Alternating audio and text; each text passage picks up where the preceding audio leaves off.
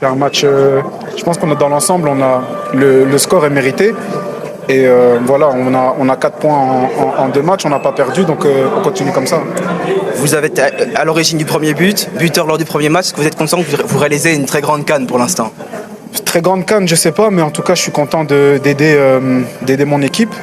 J'essaye de donner le meilleur de moi-même et je suis quand même content du résultat, mais surtout du contenu. On a montré vraiment une bonne réaction par rapport au premier match. On n'a pas trop compris votre remplacement. Est-ce que vous avez une explication du coach ou vous vous sentez plutôt en jambes? Écoute, moi, le coach, je lui fais confiance. Voilà.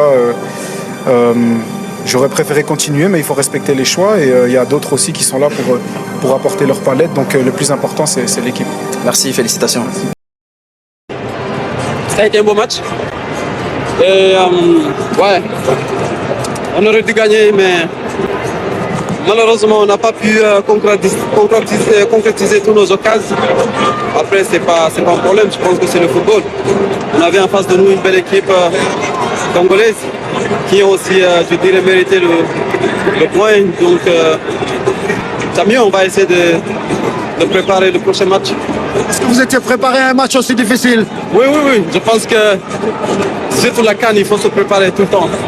Affronter ces adversaires aussi compliqués.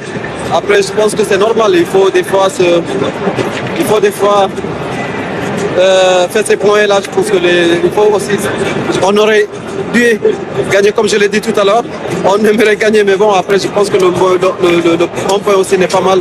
On va essayer d'aller récupérer et préparer le match contre le Bénin. Merci Sadio.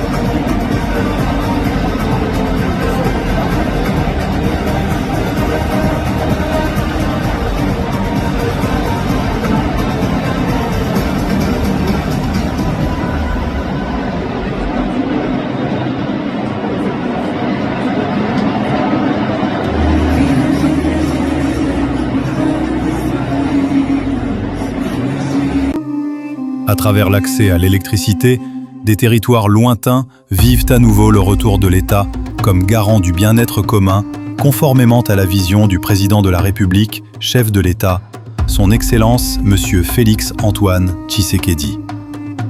Dans sa démarche d'équité énergétique, l'ANSER étend progressivement ses interventions sur l'ensemble du pays, en accordant une priorité aux zones les plus touchées par la précarité énergétique.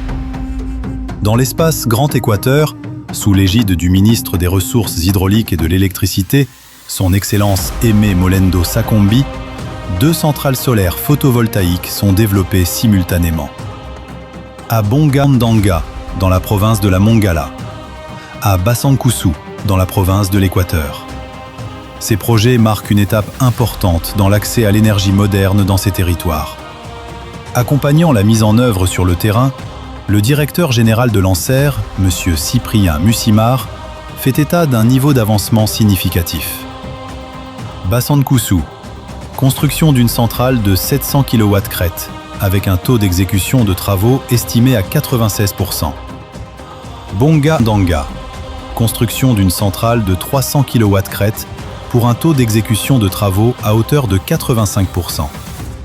Dans les 2 sites, l'éclairage public est d'ores et déjà opérationnel, apportant une amélioration nette et visible dans le quotidien des habitants.